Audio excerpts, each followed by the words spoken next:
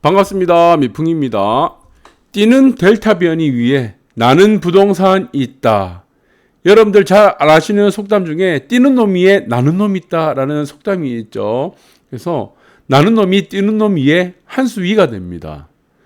자, 지금 또 델타 변이가 돼서 온 세상이 또 시끄럽습니다. 그런데 부동산은 델타 변이 위에 있다. 이렇게 보시면 될 것 같습니다. 자세한 내용을 보도록 하겠습니다. 이 델타 변이가 재밌게 생긴 친구입니다. 예, 뭐 어떻게 생긴지 모르겠는데, 네, 모양은 좀 재밌게 만들어 놨네요. 그래서 이게 델타 변이다. 델타 변이라는 것은 인도에서 변이된 이 바이러스라고 하죠. 잘 아시겠지만, 뭐 태풍처럼 앞에 지금 이름을 달아놓은 겁니다. 그래서 코로나 델타 변이, 일명이 7명 감염이 기본적으로 시킨다. 그래서 누구나 슈퍼 전파자가 될 수 있다라는 내용이 있죠. 그래서 델타 변이 감염자는 감염 재생산 지수가 7에 달한다고 합니다. 한 명이 7명을 기본적으로 전파를 시킨다. 그래서 처음에 우리가 코로나 바이러스가 생겼을 때 전 세계적으로 그때는 감염력이 그렇게 지금처럼 이렇게 심하지 않았습니다. 근데 그 이후부터 어떻게 됐습니까? 네, 알파 변이가 생겼죠. 이게 영국에서 시작된 변이입니다. 알파 변이. 그 다음에 알파 변이, 베타 변이.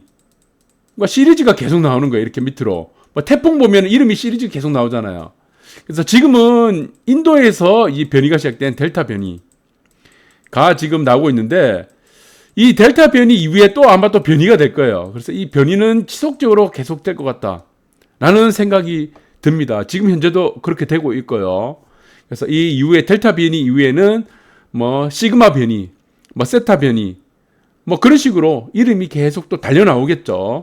네, 알파벳 이걸 이름을 써가지고 나온다. 그래서 델타 변이 전파력은 2.5배가 강하다고 합니다. 일반적인 우리가 초창기 때 나왔던 코로나에 비해서 스테로이드 맞은 코로나이 강하다는 얘기죠. 근육 할 때 스테로이드 우리가 먹잖아요. 지구촌 방심 틈 타서 저 밑에 보시면은 104개국에 번졌다. 다시 멀어진 일상생활, 일상회복, 감기와 증상이 구분이 어려운 것이 이 델타 변이의 특징이고, 어떤 논란에서는 1.6배 정도 전파력이 더 강하다고 하고, 지금 나오는 걸 얘기로는 2.5배.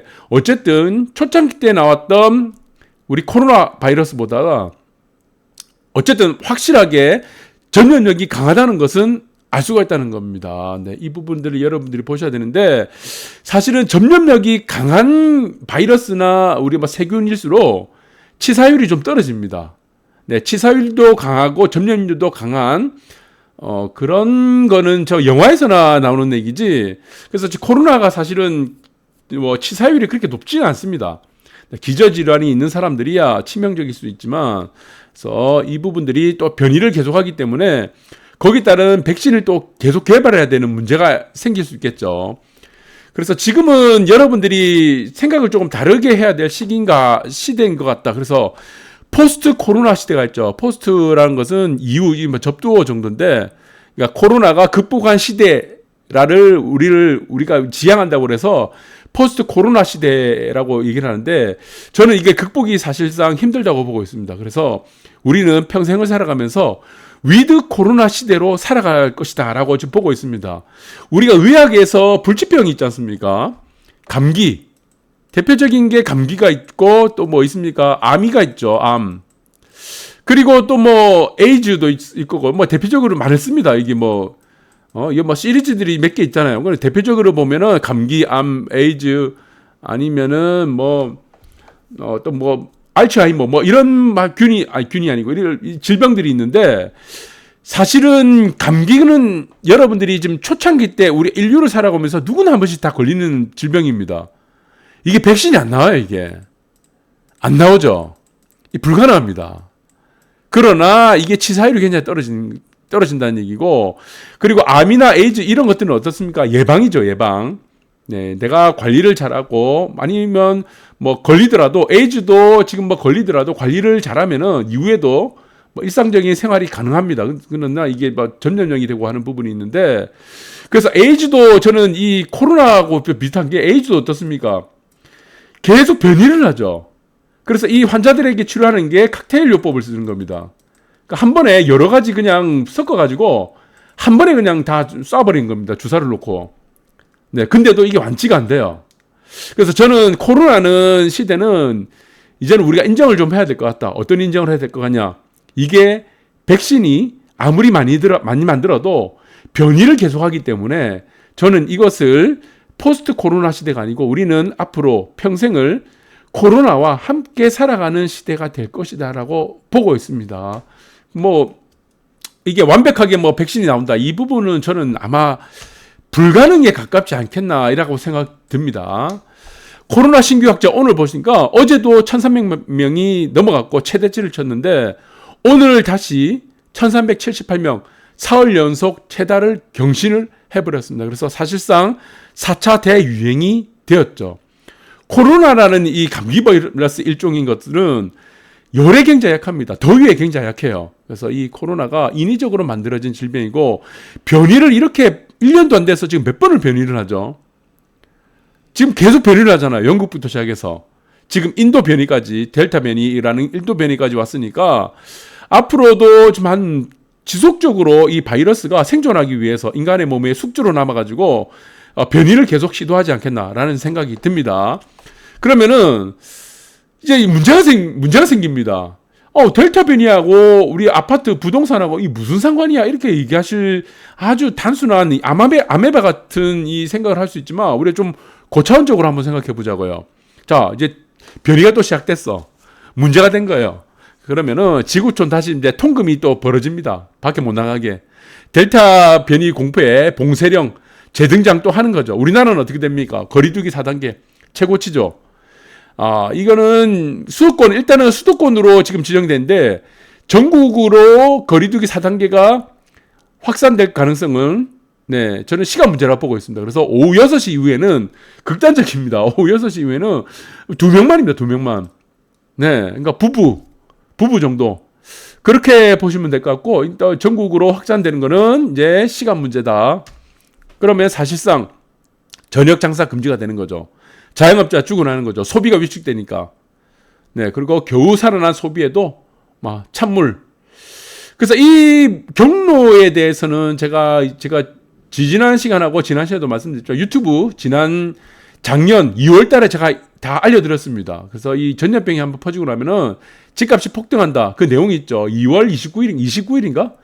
작년 2월 29일입니다. 올해가 아닙니다. 그때 다 정답지 드렸으니까 그때 한번 보시기 바라고 겨우 살아난 소비 이제 소비가 좀 살아나려고 하니까 또 찬물이 끼얹는 거예요.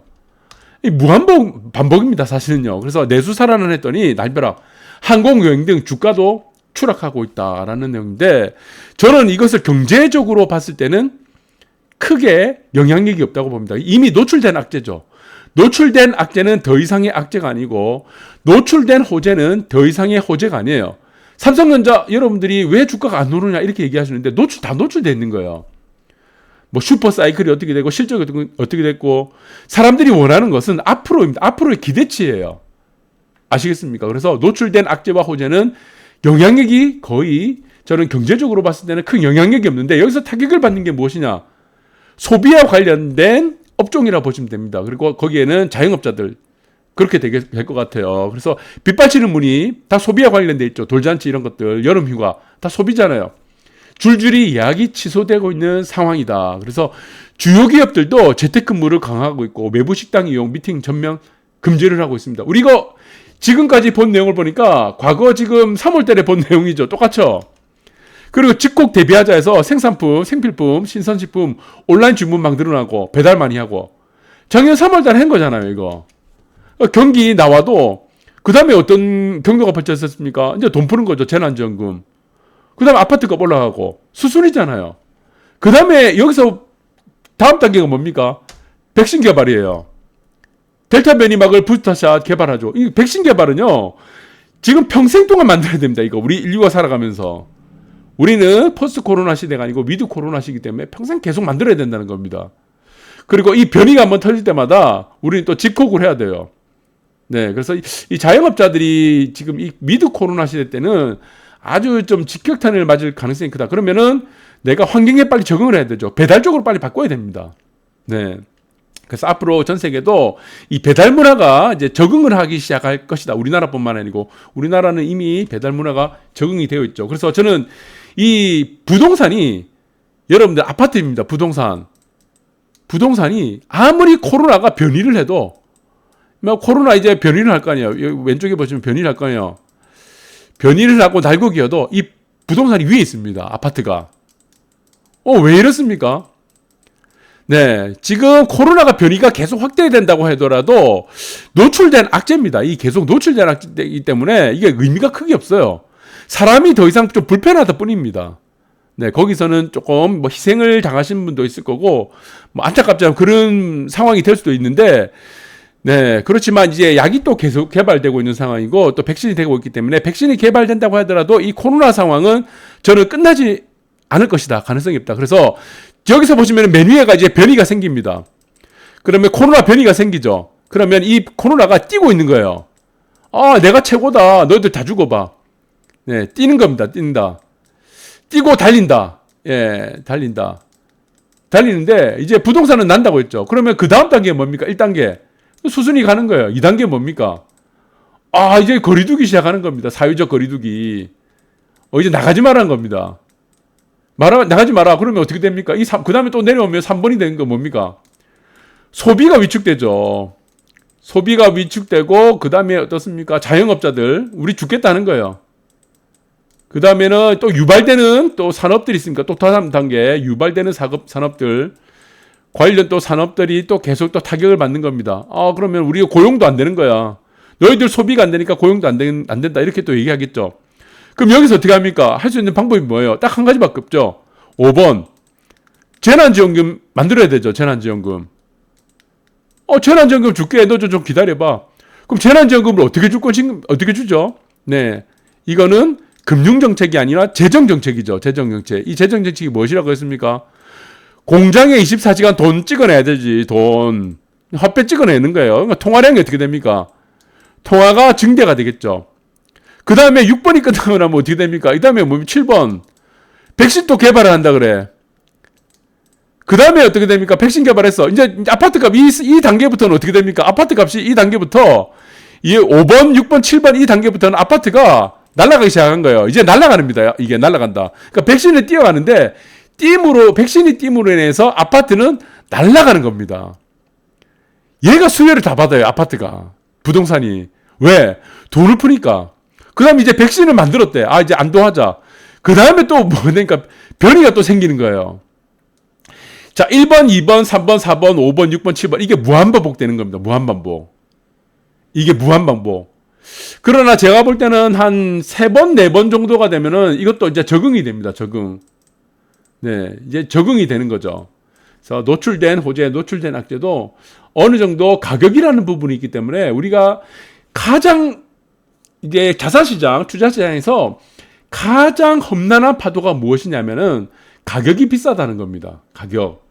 그 험난한 파도가 큰 장벽이 있죠. 그러면은 그 장벽을 다시 넘기 위해서는 가격이 싸다는 메리트가 부각이 돼야 된다. 그것이 부각이 되려면 무엇이 돼야 됩니까?